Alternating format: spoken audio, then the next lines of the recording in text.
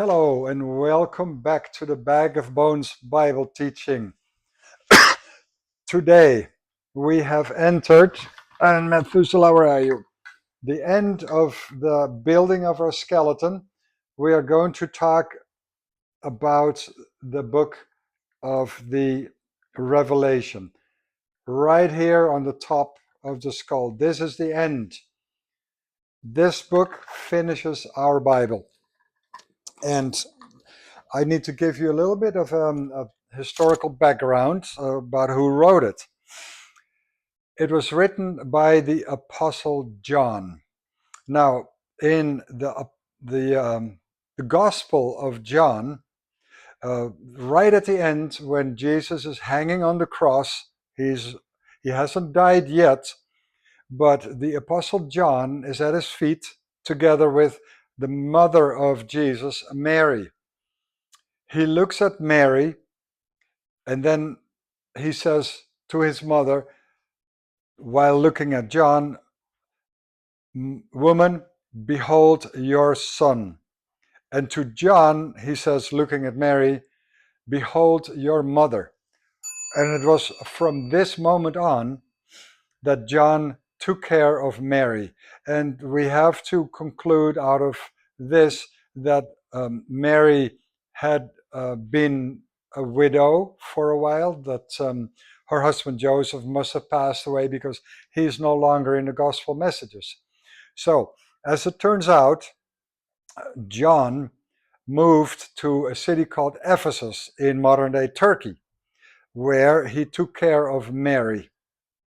And to this date, when you go to Ephesus, they will be able to show you the tomb of Mary. Well, John was the only apostle out of the 12 who did not die as a martyr. He was not murdered, he was not killed.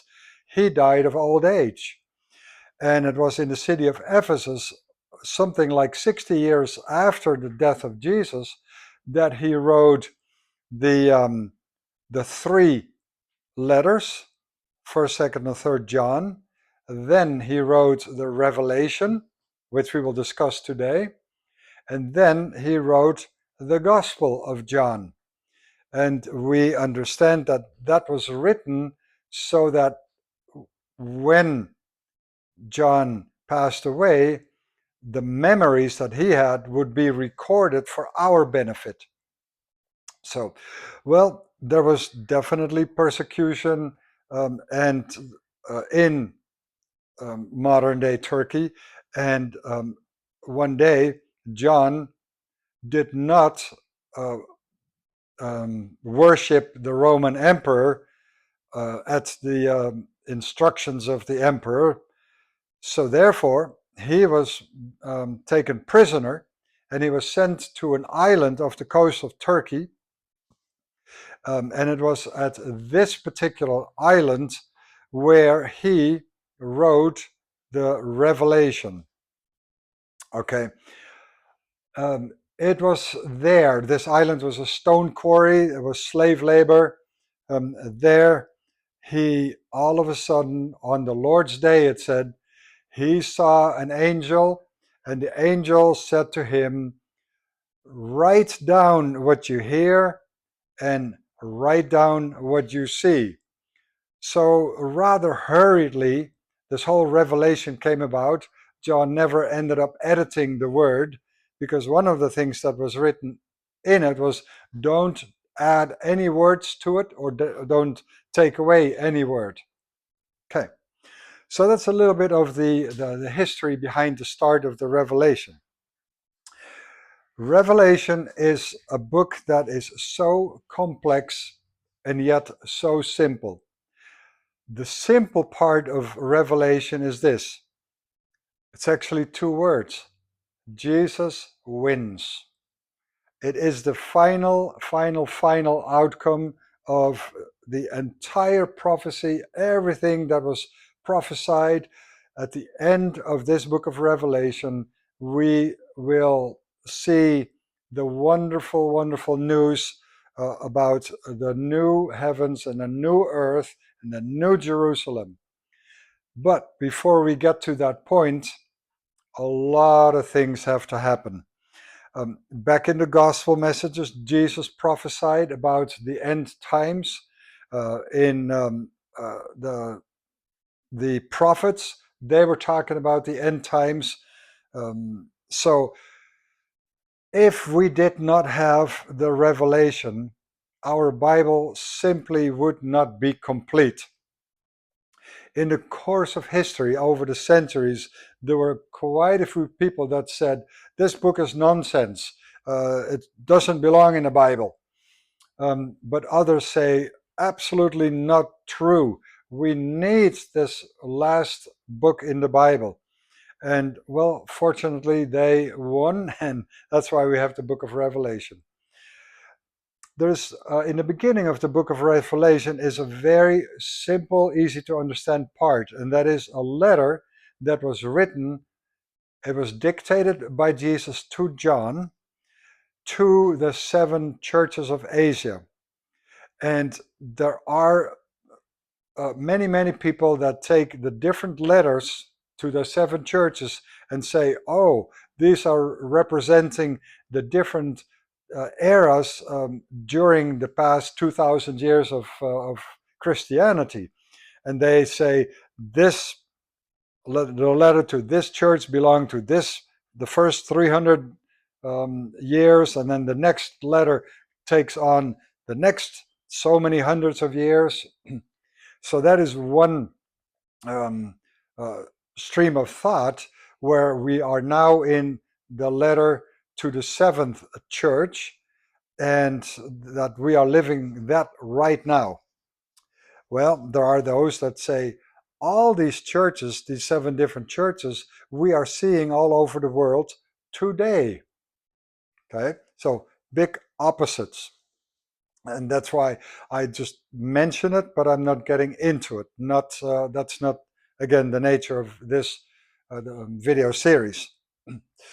In these letters, Jesus told them, I like this about you, I like this about you. However, this is what I don't like about you. And when you read these letters, you can see that in our own churches today. You see the problems that Jesus addressed. So I believe also that those were very good examples for us to look at every day.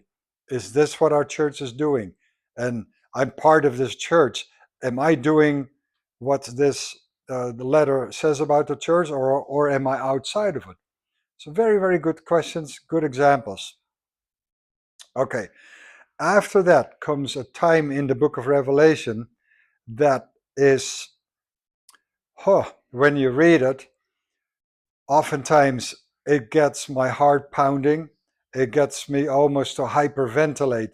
It is downright scary what will happen to the world. And we call this the Great Tribulation. There is mention of war, military oppression represented by a white horse. Then there is a red horse, which represents bloodshed. Then there is a black horse, which represents starvation, hunger. And then there is a pale horse, which represents pestilence, illness, sickness. There is mention of a quarter of the population being killed. There is mention of a huge portion of the sea turning into blood, dying off everywhere, earthquakes, horrible, all under the control of the false prophet, the Antichrist, and the devil. But there is a very important thing here, and we call this the rapture. When Jesus returns, and that's exactly the opposite way of how he ascended when he went back to heaven. When he returns, he does not return as a baby, he returns as the king, a mighty warrior actually on a white horse. Before he ends on earth physically on the ground. Here we get the rapture. And there are those people that say the rapture comes before the tribulation. And there are others that say, no, the Christians will go through the tribulation. And after the tribulation, the rapture will happen. The rapture means that the church, meaning the believers, the followers of Christ that are on earth today, will be lifted up into the sky to be with Jesus. So you might have heard phrases like, all of a sudden the other people are gone and you are left alone on earth. The Christians are gone. They are with Jesus right now. So if you believe that Jesus comes after the tribulation, then you are a post-tribulation person. If you believe that Jesus comes before the tribulation, then you are a pre-tribulation person. And I'll leave that up to you again. Now, after this tribulation, which lasts, according to some people, 3.5 years, according to other people, 7 years. After this, Jesus sends the Antichrist and the false prophet to hell. And he will take Satan and binds Satan in a dungeon. So at that very moment, Satan has no more control over the earth. Jesus is now on earth, and he will rule the earth, all over the earth. And all the Christians that were with him in the sky, and all the Christians that have died way, way many centuries ago will become alive again. They will get their new body, and all of these people will help Jesus govern the world for a time period of no less than 1,000 years. But let me back up really quickly. During this time of tribulation, whether you believe that Jesus comes before or after the tribulation, there is mention of 144,000 Jewish people, 12,000 people from each of the 12 tribes. And they, when they realized that Jesus of Nazareth was indeed the Messiah, which is all that the Jewish people need to believe, to know that Jesus is the Messiah, they will become the evangelists all over the world and bring many, many, many more people to Christ. Yes, they will be persecuted big time, but it is a tremendous amount of enthusiastic evangelists. Imagine that, 144,000 Billy Grahams going all over the world. So during those 7 years or 3.5 years of tribulation, many people will come to Christ. So then we enter this millennium, those 1,000 years of perfect rule by Jesus. Now, mind you, this is not a democracy. Jesus rules as king. It is a kingdom. And in the kingdom, you don't have democratic power. You don't vote. You obey the Lord. And it is during these 1,000 years that God again tells people, he gives them a choice. Either you like being under my perfect rule, or you don't. It's up to you. See, I believe that is free will. And then there are also people that say there is no free will. Free will means that God does it for you, and you don't have the chance to say no. And there is a lot of scriptural reference to prove that point. But there's also a lot of scriptural reference that say, no, you have a choice. So here we have 1,000 years of rule. the perfect rule. It's still not going to be total peace. At the end of the 1,000 years, there's something incredible that happens. Jesus releases Satan. You might say, what in the world does he do that for? Well, he gives Satan one last chance to gather people together and form an army and um, against God again. Well, you might have heard of the name Armageddon. That would be one of the last battles on earth. And Armageddon comes from an interesting name. It is the hill of Megiddo, Armageddon. And Megiddo is a valley very close to the city of Nazareth, and that is a perfect battlefield. So Armageddon will take place there in that valley, the valley of Armageddon. Well, guess what? Satan loses. Satan is now thrown in hell. We're not finished yet with the good news. At this moment, everything will be new, you will read in the Bible. And it is here that we learn that God will recreate the heavens and the earth, and we will all be working on earth in absolute perfect harmony. There will be no crime, no disease, nothing of the kind. And then there is going to be the New Jerusalem, a fantastic, huge city, the size that's unbelievable. It's about 1,800 miles square. It would fit right inside the moon. Well, this city will come down to earth, and it is there that God will dwell. So no longer will we need to look for God in heaven. God will be in the New Jerusalem on the new earth. Now, this is the ultimate good news. And it is without this little bit of good news that our gospel message is not complete. The gospel message basically says that when you die, you have a good chance to go either to hell, or if you are a follower of Christ, you will be with God. And that is the ultimate good news.